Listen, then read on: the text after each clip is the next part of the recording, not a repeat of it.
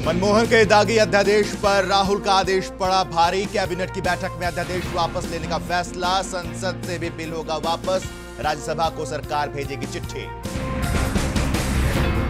विवादित अध्यादेश पर यूपीए में दो फाड़। समाजवादी पार्टी, एनसीपी और आरजेडी ने अध्यादेश वापसी के खिलाफ, तो एनसीपी, आरएलडी और नेशनल कॉन्फ्रेंस ने राहत का दिया साथ।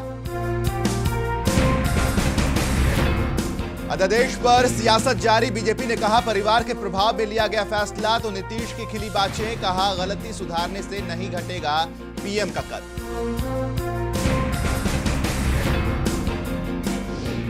अब पेट्रोल पंप पर भी मिलेगा रसोई गैस का सिलेंडर। एलपीजी पोर्टेबिलिटी योजना को मिली मंजूरी। शनिवार को बेंगलुरु में पेट्रोलियम मंत्री मोइली करेंगे योजना की शुरुआत।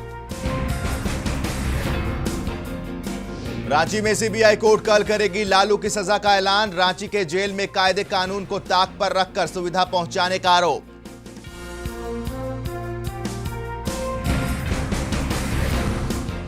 जम्मू कश्मीर में भारतीय गांवों पर पाकिस्तानी कब्जे की बात को सेना ने नकारा। आतंकी घुसपैठ की बात मानी। 9 दिन से जारी है ऑपरेशन।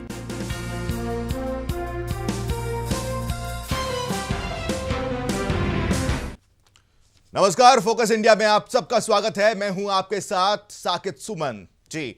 दागियों पर अध्यादेश पर देश ने 2 दिन में एक सिक्के के दोनों पहलुओं को देखा।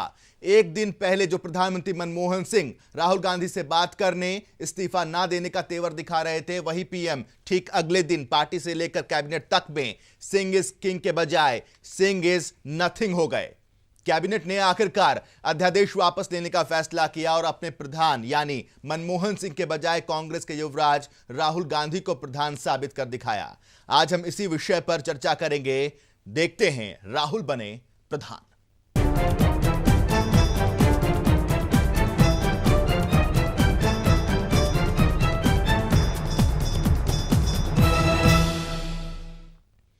आखिरकार केंद्र सरकार ने दागी नेताओं को बचाने के लिए लाए गए अध्यादेश को वापस लेने का फैसला कर लिया है। प्रधानमंत्री आवास पर हुई बैठक में अध्यादेश वापस लेने का फैसला किया गया। इस बैठक में दागी नेताओं का बिल भी वापस लेने का फैसला किया गया है। कांग्रेस उपाध्यक्ष राहुल गांधी ने अध्यादेश का विरोध करते हुए इसे फाड़ कर फेंक देने की बात कही थी। तब से ही अध्यादेश वापस लेने की अटकलें चल रही थी। आखिर वही हुआ जो राहुल चाहते थे। दागियों पर अध्यादेश सरकार ने वापस ले लिया।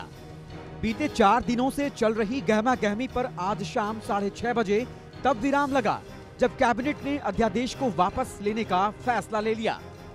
उस बैठक में सर्वसम्मति से ये निर्णय लिया गया है कि रिप्रेजेंटेशंस ऑफ पीपल्स एक्ट को लेकर जो अध्यादेश है और जो विधेयक है, सरकार दोनों को वापस देगी।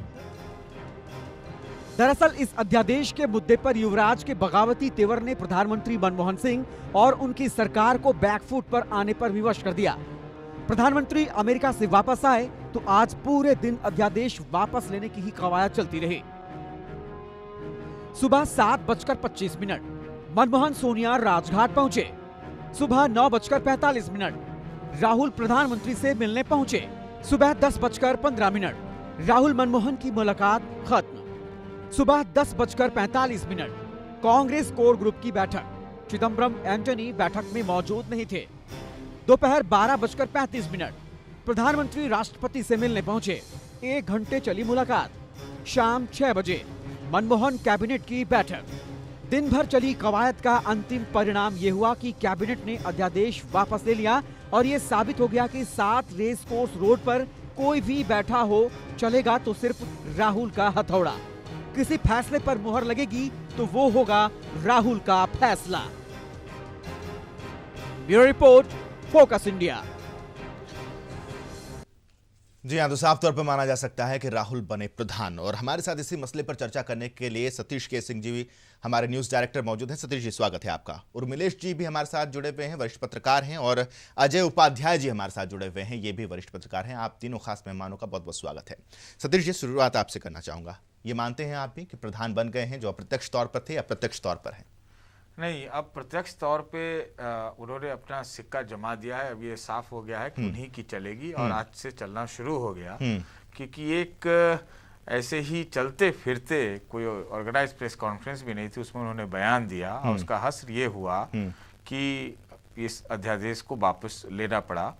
और अब तक जो आरोप लगता था राहुल गांधी के ऊपर कि बड़े मुद्दों से भागे रहते हैं, एब्सेंट रहते हैं, सामने आते नहीं हैं, उनका क्या कंट्रीब्यूशन है, मुझे अब लगता है कि राहुल जो ने आज साबित किया है कि 100 चोट सोनार का और 1 चोट लोहार का, और अब ये जो लोहार की जो चोट है वो लगातार चलती रहेगी ऐसा लगता है। मुझे लगता है कि कांग्रेस पार्टी अब राहुल कांग्रेस में तब्दील हो रही है और राहुल की जो नीतियां हैं कांग्रेस को अकेले बलबूते खड़ा करने की, मैं समझता हूं कि अब इस नीति पर शायद कांग्रेस चले राहुल के नेतृत्व में। जी हाँ, एक बेहद अहम बात यहाँ पर सतीश जी ने कही है। सीधे उर्मिलेश जी के पास सबसे पहले चलते हैं। उर्मिलेश जी, एक जिस बात का जिक्र यहाँ पर किया सतीश जी ने कि अप्रत्यक्ष रूप से अपना सिक्का जमा दिया, आप कितना इत्तेफाक रखते हैं इस बात से?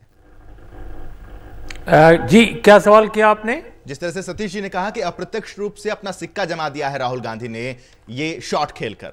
नहीं, बिल्कुल। और मुझे लगता है कि कांग्रेस पार्टी में पिछले कुछ महीनों से एक उहापोह की स्थिति थी कि वो उपाध्यक्ष तो बन गए थे और पार्टी में नंबर 2 की हैसियत उनकी बरकरार थी, लेकिन ये नहीं समझ में आ रहा था कि नरेंद्र मोदी के मुकाबले कांग्रेस में कौन वो नेता है जो पार्टी को इस चुनाव में लीड करेगा और किसके नाम पर कांग्रेस को जाना जाएगा।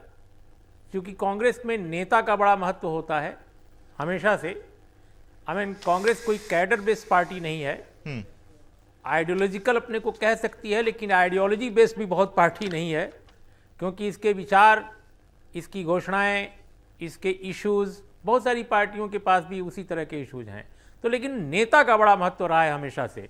तो नेता कौन हो, ये एक बात थी। तो सोनिया गांधी जी ने जिस तरह एक हरी झंडी दी और पार्टी के अन्य लोगों को जाहिर है पसंद था, क्योंकि सबको मालूम है कि वो पार्टी के अगले ध्वजावाहक हैं।